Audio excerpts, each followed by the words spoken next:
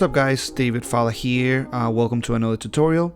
Today we're gonna do like a mid to low fade. So it's not gonna be like a super low fade because I kind of spread it out a little bit more, a little higher, but it's definitely gonna be a little darker fade. The client didn't want it like super low either, so this is what we do it kind of like mid to low, to say it like that. So pretty much we're gonna go ahead and start using our this Supra ZR. You can use whatever you have, like a trimmer or a clipper with the lever closed, just to create your first guideline. This is all we need to remove the hair from the bottom that we're not gonna use. This is gonna let us kind of see how the fade is gonna look. The first guideline is very important just because it gives us the kind of the silhouette of how the shape is gonna look on the fade. So how you can see in this case, I'm making the first guideline kind of low towards the front, kind of like at an angle, if you can see, and this is just because we want the arch in the sideburn kind of to be a little bit darker, so we're trying to maintain that darkness then. So now we're gonna go ahead and bolt that out under. Then we're gonna use our pro foils. In this case, you can go ahead and use any shaver you want, or you can use a blade if you prefer. I like using the shaver, how I always say it, just because I think it's safer, and it actually shaves like a little better in the blade, in my opinion. Anyways, we're gonna go ahead and use our clipper. In this case, we're gonna start with a lever down, and we're gonna create our second guideline. So this is gonna be with a half pretty much, and we're gonna create this guideline is gonna be kind of like a half an inch, like an inch, no, like a half an inch, kind of half an inch or like a centimeter. So pretty much this is gonna be like kind of to create like enough length so we can create like a nice transition, but it's still not gonna be too wide that it's gonna be like a high fade, right? So pretty much like half an inch. So now we're gonna go ahead and use a 1.5, and then we're gonna create our third guideline. This guideline is gonna be kind of like an inch. It's gonna be a little bit thicker, and that's because that's gonna be the transition of the fade, right? So usually the fade kind of occurs like between the 1.5 and the 1. That's where you can see all those. Let's say you're fading from light to dark. So from the top being the dark part, the black part, and the bottom being the light or the white. So in the 1.5 is when you see all those grays, all those gradients that make a fade look faded. So that's why like I made that guide a little bigger. So now we're gonna go ahead and use our next guard. So we're gonna pretty much start down fading. 4, so we're gonna fade from a 4 to 0 on the bottom using a down faded technique. So pretty much what that means is that you're gonna start from top to bottom, from lever down to close. So now we're gonna go ahead and use number 3 with a lever down or lever open, and then you're gonna go ahead and continue down fading. The same technique, you go all around. When you feel that the clipper is not cutting anymore, that's when you go ahead and close your lever, and once that's done, then you go ahead and change guards. So pretty much what you want to do is, if you haven't yet developed the eye to see how when the machine is not cutting anymore, you can hear when the machine is not cutting anymore, and that's the indication to change guards. That's the way like I used to do it back in the day when I didn't have much experience. So now we're gonna go ahead and use number 2, lever open or down, and then we're gonna go ahead and continue with our fading. And the same thing, like you don't go as high anymore with the machine, just because you already cut that. You don't want to make more lines. So pretty much as you lower your guards, you don't go as high with the machine. So that now we're fading through that guide of number 4. We're fading that guard, then the 3, then the 2 in this case. And how you can see it's starting to look a little like the darker part of the fade. The bulk, we kind of like removing it a little bit, but it's still dark. So it's still gonna give us the impression it's a dark fade, but it's not. It's still gonna look faded, right? So we're gonna go ahead and use a number 1.5 with the lever open. Remember, we made a guide with the lever closed. So now you're gonna start pretty much bending that guide, which is guide number 3. We're gonna start bending it into the 1.5, right? So we're gonna go ahead and continue our process. How you can see, you can start seeing how the fade is coming out. So in this case, pretty much you can just pretty much see the line of the half that we made at the beginning, but pretty much everything else is gone, right? So we continue with the process. Number 1, lever down, and then you go ahead and close a little. I think this is such an easy technique. I mean, I think it's easy to follow, like down fading technique.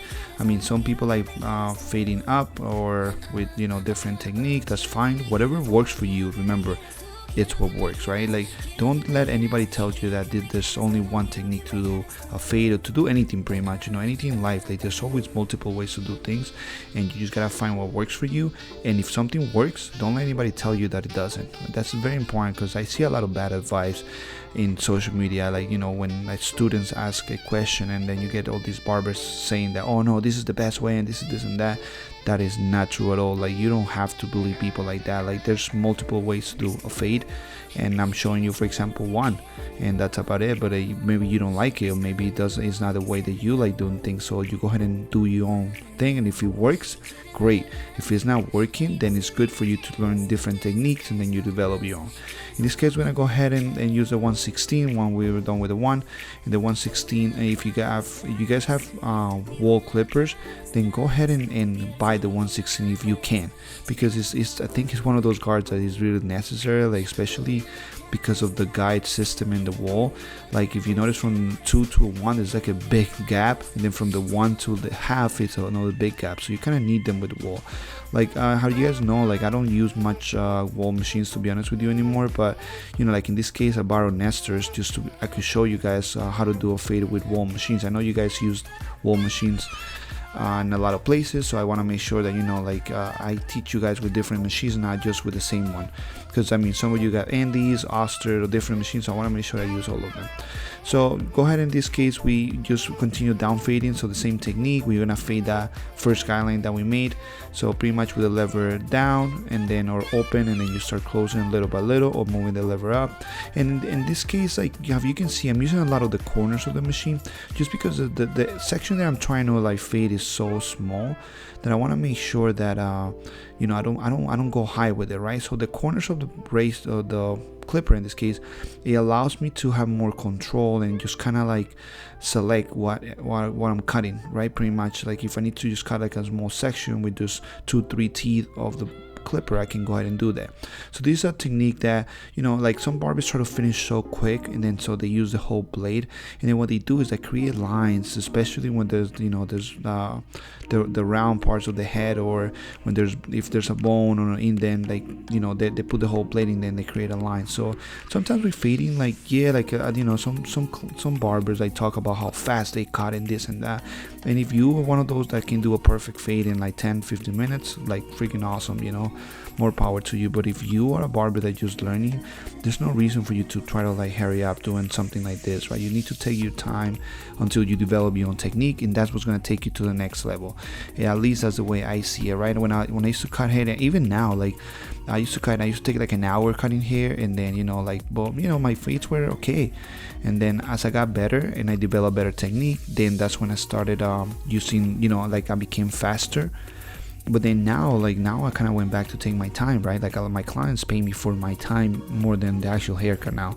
So I take my time with them, I offer them a great service, and I get paid for that. And I think that's everybody should have that goal of charging more and working less, you know. Not like some barbers that they just brag on social media, like they cut like freaking like 40 clients a day, and they're bragging about it, how they're working from 8 in the morning until like 12 at night, you know, and they're so like, you know, bragging about it. And I'm like, dude, you know, like there's barbers out there that cut like 10 people and make more money than you, you know, and now they're out with their families, or they're doing other things, you know, they're not in the shop like being hair slaves, you know. So I think it's important for us to focus more on quality sometimes than actual speed.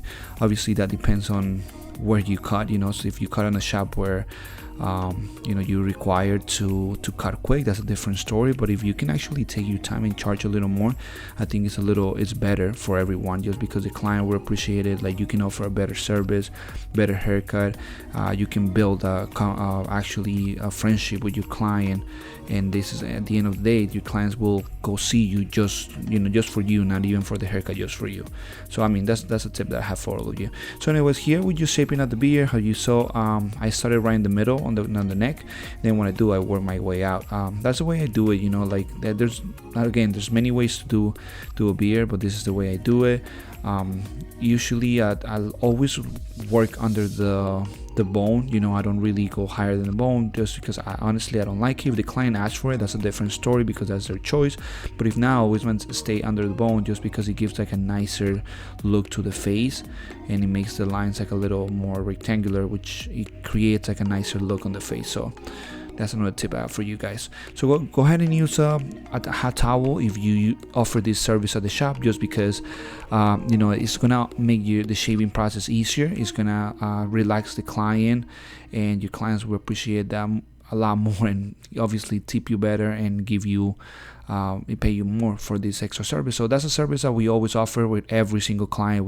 They all get a hot towel and they love it, So there you go. For those that want to make a little extra money, this is one way to make extra money. And with the razor, how I've said it before, just go ahead and pull the screen. Always pull the skin in the and always put the razor on a 45-degree angle. And this is pretty much the way you shave everybody.